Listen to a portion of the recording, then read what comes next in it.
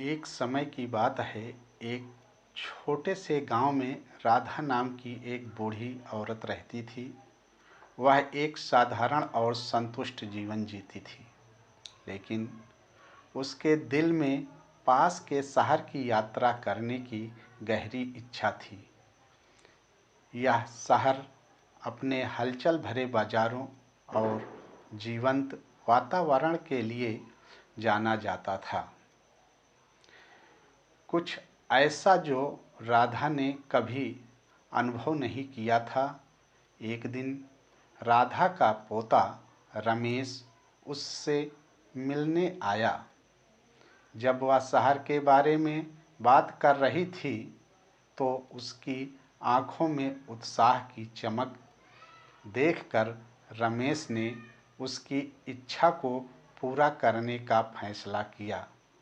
उसने अपनी दादी की इच्छा पूरी करने के लिए दिन रात कड़ी मेहनत की, पैसे कमाए और बचाए थे। अपनी दादी राधा को उसके जन्मदिन पर शहर के लिए ट्रेन टिकट देकर आश्चर्यचकित कर दिया। जैसे ही राधा ट्रेन से उतरी, उसकी आंखें शहर की चकाचौंध को देखकर आश्चर्य से बड़ी हो गई। जीवंत रंग, बाजार का शोर और सड़क के भोजन की गंध ने उसकी इंद्रियों को भर दिया। रमेश ने बाजार में घूमते हुए व्यस्त सड़कों पर हो रही हर हलचल से उसका मार्गदर्शन किया और राधा का दिल कृतज्ञता और खुशी से भर गया। शहर के बाजार में घूमते घूमते उन्हें हाथ से बने आभूषण बेचने वाली एक छोटी सी दुकान दिखी। उस दुकान में राधा की नज़र दिल के आकार के पेंडेंट वाले एक नाजुक हार पर पड़ी। वह उस हार को खरीदना चाहती थी, मगर बोलने की झिझक रही, क्योंकि वह रमेश पर अधिक खर्चों का बोझ नहीं डालना चाहती थी। रमेश ने अपनी दादी को उस हार के लिए मन ही मन खुश होते देख लिया और वह उनके दिल की बात को भी अच्छे से समझ गया था।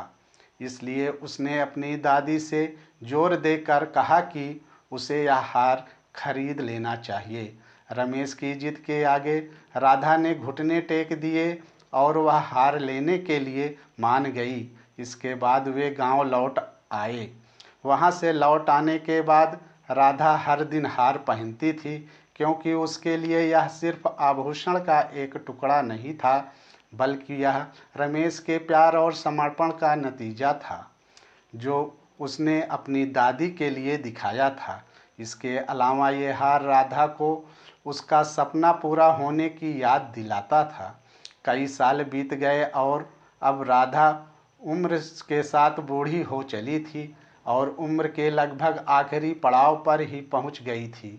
एक दिन रमेश ने राधा को पेड़ के नीचे बैठे विचारों में खोया हुआ पाया, तो वह उत्सुकता बस राधा के पास गया और उससे पूछने लगा कि वो ऐसे क्यों बैठी है।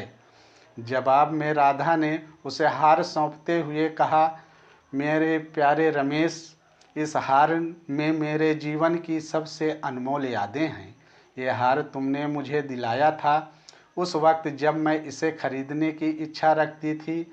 इस वजह से भी यह मेरे लिए बेहद खास उपहार है, क्योंकि मैं जानती हूँ कि तुमने कितनी मेहनत करी थी मुझे शहर घुमाने के लिए और इस हार को दिलाने के लिए। इस वजह से इस हार से मैं भावनात्मक रूप से जुड़ चुकी हूँ, लेकिन अब मैं उम्र के इस पड़ाव पर आ चुकी हूँ जहाँ से आगे नहीं बढ़ा जा सकता। इसलिए मैं चाहती हूँ कि इस हार को अब तुम रख लो। यह हार तुम्हें हमेशा मेरी याद दिलाएगा और ये भी कि दुनिया का अगर कोई सबसे अनमोल तोहफा है तो वह प्यार ही है, और वह हमेशा तुम्हें याद रखना है कि प्यार सबसे खूबसूरत उपहार है जो हम किसी को दे सकते हैं। अगर हो सके तो हमेशा ऐसे ही रहना और सबको प्यार और सम्मान देना। अब राधा ने अपनी आंखें मूंद ली।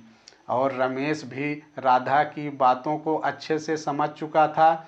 बदले में वह बस हाँ में सर हिला कर रह गया और उसकी दादी देखते ही देखते उससे बहुत दूर जा चुकी थी।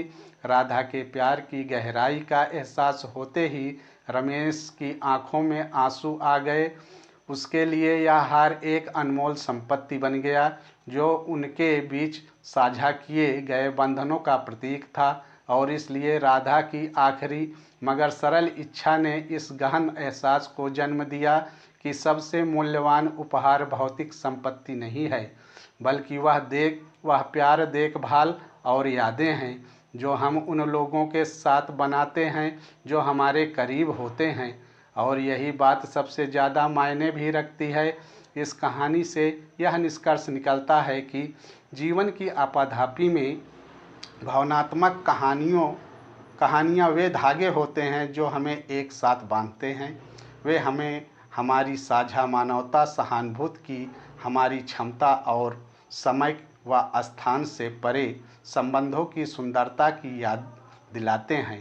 ये कहानियाँ चाहे वे दुख के आंसू लाए या खुशी के, हमारे दिलों को इस तरह छूने की ताकत रखती हैं जैसे कोई और नहीं कर सकता।